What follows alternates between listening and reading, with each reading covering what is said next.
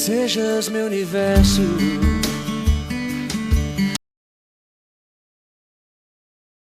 Bom dia, boa noite, boa tarde, a paz do Senhor Jesus para todos. Queria, nesse exato momento, agradecer a todos vocês que têm nos inscrito no canal 1 Samuel 712 Cash, e hoje nós estamos aqui com Alimentando o Seu Lar. Amém? E desde já queria te pedir que vocês deixassem o like, que vocês apoiem nossos patrocinadores, as obras sociais. Muito obrigado pelo apoio que vocês têm nos apoiado, não só com as visualizações. Compartilha na sua rede social, nos auxilia nesse trabalho, porque o Evangelho ele será ministrado através da minha vida, através da sua. Em Atos fala que mais importante não é quem planta nem quem rega, mas que a palavra seja pregada. Amém? E hoje nós temos um tema bombástico. Mas antes queria fazer uma oração. Você que está no seu carro, está no seu trabalho, está com seu smartphone, está na sua televisão. Amém? Curve suas cabeças. Senhor, meu Deus e eterno Pai, eu te agradeço por esse momento, por essa oportunidade. Te peço que o Senhor abençoe cada um que está sendo ouvinte ou está assistindo esse quadro, esse canal. Abençoe a vida do Rafael, da Aline, que se encontra no estúdio, de cada um que tem contribuído com essa obra. Que o seu nome seja glorificado em nossas vidas para todos sempre. Amém. Amém? Então vamos lá, irmãos. Papel, caneta na mão, fecha a tela e abre a tela. Vamos lá. Hoje nós vamos falar no quadro Alimentando o Seu Lar algo que é muito interessante, que é perdão, liberdade ou prisão da alma. Vamos aprender um pouco? Por quê? Porque estamos vivendo o tempo a qual que isso não é novo. Pessoas estão adoecendo ou estão paralisando a sua vida por causa de um sentimento ou uma decisão que está mais na mão de quem tem que entregar do que talvez quem feriu, que é o perdão. E aí a gente não tem entendido como a nossa alma tem ficado aprisionada. Por causa que a gente acha que a falta de perdão está machucando quem nos feriu, mas na realidade nós estamos machucando nós mesmos. Tem uma base bíblica que eu amo, que está em Hebreus capítulo 12, verso 15, falando de grosso modo dizendo, está escrito assim, que nenhuma raiz de amargura brotando vos perturbe.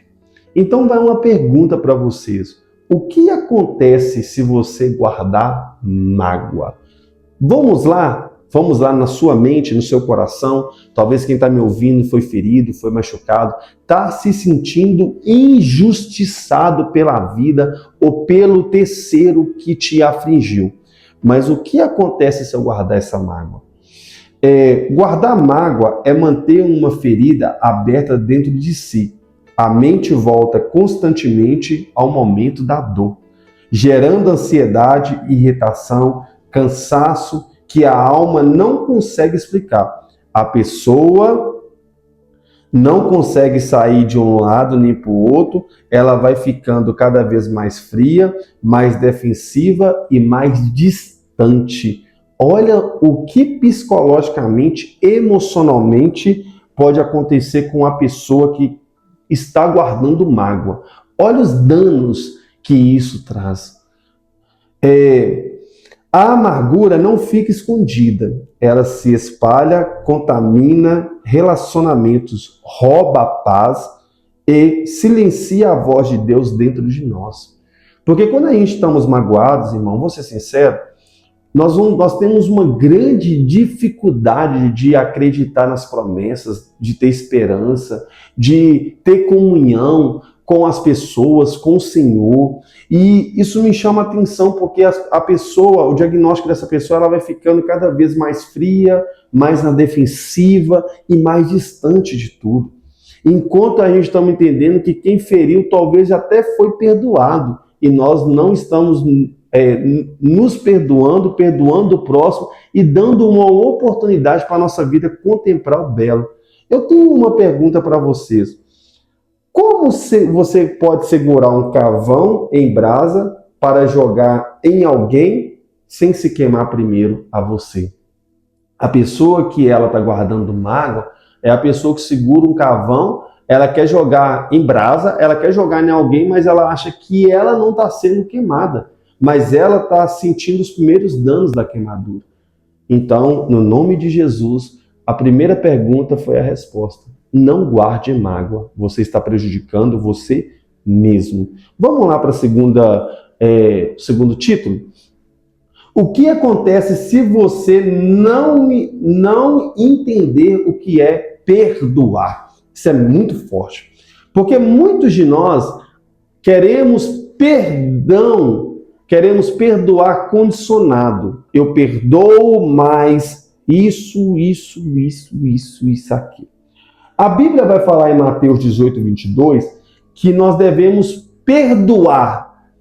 Os discípulos perguntaram, Pedro, mais bem dizendo, se o meu irmão pecar contra mim, quantas vezes que eu tenho que perdoar ele? E Jesus fala, ele falou 7 vezes? Aí Jesus, não, é 70 vezes 7. A conta fria dá 490 vezes por dia. Mas se você for olhar bem, é Jesus falando que será incalculável o nível de perdão que você vai ter que entregar para a pessoa. Então, entender perdão é entregar, é não guardar. Amém? Quem não entende o perdão fica esperando sentir vontade para perdoar. E essa vontade quase nunca chega. Viver preso em um ciclo é lembrar sem irritar. Reviver sem se ferir de novo. Então, quando a gente libera o perdão genuíno, a gente não vai esquecer, porque você não tem amnésia, mas você vai viver sem ficar preso naquela lembrança ruim, sem ficar irritado com a situação e revivendo aquilo ali, porque tem muita gente que está ressentindo as coisas, amém? E vai tirar das costas dele a questão de se ferir de novo. Perdão não é sobre sentir, é sobre decidir. Amém? Porque a Bíblia fala que o nosso sentimento, o nosso coração é enganoso. Então tem muita gente que fala que perdoa, mas perdoa pela emoção, mas não realmente pela paz de espírito, de graça que Deus derramou na nossa vida. Então, sentir a gente nunca vai sentir, porque a gente quer justiça com as próprias mãos. Mas uma coisa que eu tenho para te dizer, perdão não é sentir, é sobre decidir. Enquanto você espera sentir, sua vida fica travada. Isso é muito sério. A falta de perdão faz sua vida não andar nem para frente e nem para trás. Você fica preso a um passado de dor. Um homem esperava, irmãos, o vento parar para seguir viagem, mas o vento nunca parou. Assim é quem espera sentir para perdoar, nunca vai sair do lugar. Amém? Quando você espera uma coisa para que está no campo da decisão, você não vai ir nem para um lado e nem para o outro. Então, vamos se atentar a isso? Perdoa, porque é necessário. Vamos lá. O que acontece se você não perdoar? Qual danos colaterais que existem sobre isso? Base bíblica. Se, porém, não perdoardes, tampouco o vosso Pai vos perdoará. Amém? Isso é muito sério, gente. Mateus 6,15. Se a gente não perdoar o nosso semelhante, eu não vou falar nosso irmão, não, nosso semelhante, a Bíblia é bem clara, tampouco o vosso Pai vai perdoar. Imagina você caminhar na sua fé, você caminhar nessa terra e chegar no último dia Deus falar, você não vai entrar no reino de Deus? Você não vai entrar pelas portas porque para que você quer um perdão sendo que você nunca liberou? A gente só entrega aquilo que a gente tem. Então a pergunta é essa, o que acontece se eu não perdoar? O não perdão aprisiona você ao passado. a mente cria diálogo que nunca acontecerá. Reviver discussões rouba sua paz diária e é um cativeiro invisível. Você entende que tem gente que está num cativeiro invisível porque não tem mais no coração a palavra perdão? Está presa dentro de si mesmo? Uma pessoa, irmãos, eu vou contar uma história. Uma pessoa vivia em uma cela escura até descobrir que a chave sempre esteve nas suas mãos. Perdoar é girar a chave. Olha que interessante. Talvez você está num quarto escuro e você está esquecendo que a chave não está na mão da pessoa, está na sua própria mão. Vira essa chave, perdoa. Sabe por quê? Porque a vida passa, o tempo passa e nada muda porque nós não estamos dispostos a mudar. Amém? Vamos lá para a quarta pergunta. Eu acredito que está envolvente aqui nesse momento. Deus está falando com muitas pessoas. O que acontece se você decidir perdoar de verdade? Olha que selo do Espírito aqui, gente. O que acontece se eu perdoar de verdade? Base bíblica está em Colossenses capítulo 3, verso 13. Perdoai vós uns aos outros, como Deus também perdoou. Irmão, você tem noção tanto que Deus já te perdoou, ou principalmente o pecado que você ia cometer, que você cometeu, ele falou lá na cruz, perdoa eles porque eles não sabem o que falam, ou o que fazem, em algumas traduções. Irmãos, o que acontece se realmente eu perdoar? Irmãos, psicologicamente falando, quando você perdoa, a sua mente respira. O peso diminui, a ansiedade acaba cedendo a sua vida. E a vida começa a fluir novamente. Porque quando você não perdoa, você fica ansioso, porque você sempre vai ficar preso em algo. Quando você perdoa, a ansiedade vai cedendo, vai saindo. E o peso da sua vida começa a diminuir, você começa a ficar mais leve. E a vida começa a fluir novamente. Amém? Vamos lá, irmãos. Perdoar é um ato de libertação profunda. Você se desprende da dor e se reconecta de novo com a graça de Deus. Imagina, irmão, você está ali vazio, está preso, e você fala, cara, não tem como voltar atrás. Então, o que eu posso fazer agora é perdoar, é me libertar dessa dor, me libertar dessa ferida, é não olhar para essa pessoa com condenação, mas sim com amor de perdão mesmo. Entendeu, irmãos? Então, sabe por que hoje vai um despertamento? Sabe por que hoje homens, mulheres não perdoam mais um ao outro? E quando chega a acontecer algo bem complicado para a sociedade, é sinônimo que um é bobo, o outro é bobo? Porque eles esqueceram que o primeiro mandamento, a gente temos que perdoar o nosso irmão, oxalá quem tem uma carne unida junto conosco. Então, todo casamento, ele tem que passar por períodos de perdões. E não é isso, isso eu não perdoo. Não, irmão, como cristão, como marido, como esposa, você tem que perdoar. Um dia eu estava no serviço e um cara falou comigo assim, eu não perdoo minha esposa porque ela foi infiel. E ela tinha sido infiel com ele uma vez, ele já tinha sido infiel com ela. E eu falei com ela assim, cara, perdoa sua esposa, ainda que agora a pauta não é talvez você estar com ela, mas perdoa ela. E ele chorando.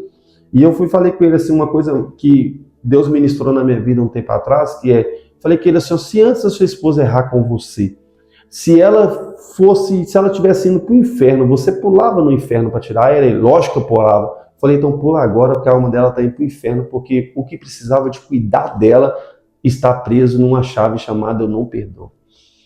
E ali eu não sei se a vida deles foram restauradas, mas eu sei de uma coisa, irmãos, o perdão é necessário, independente se for para estar perto da pessoa ou não. É melhor perdoar do que ficar guardando isso aí. 2 homens, irmãos, estavam presos pela mesma corrente.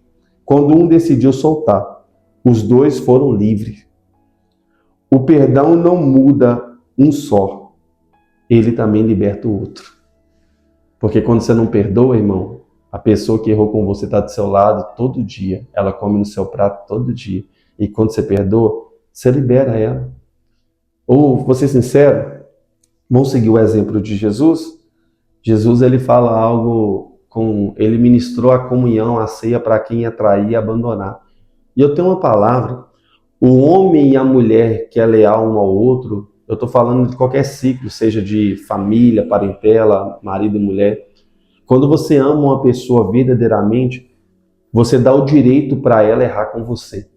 Porque você sabe que mesmo ela errando, você vai estar do lado dela para perdoar, para amar e para ensinar. Então, o crente de verdade, quantas exceções que a gente tem nessa vida, dentro da igreja, e eu vou ser sincero com você, é necessário que esses irmãos errem conosco, porque é só assim que o evangelho vai ser cumprido na nossa vida. E o que Deus falou é isso: perdoai uns aos outros, como também Deus os perdoou. Amém? Aqui nós ficamos por aqui com Alimentando o Nosso Lar. Grava isso na tábua do seu coração. O perdão é necessário e é melhor para você que foi ferido, não para quem realmente feriu. Porque talvez quem feriu já foi perdoado e você está preso ainda.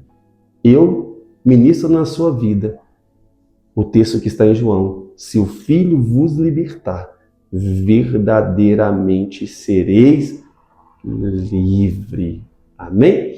Deus abençoe, a paz do Senhor Jesus, e que Deus assim te guarde nessa quarta-feira. E nós ficamos por aqui e até a próxima.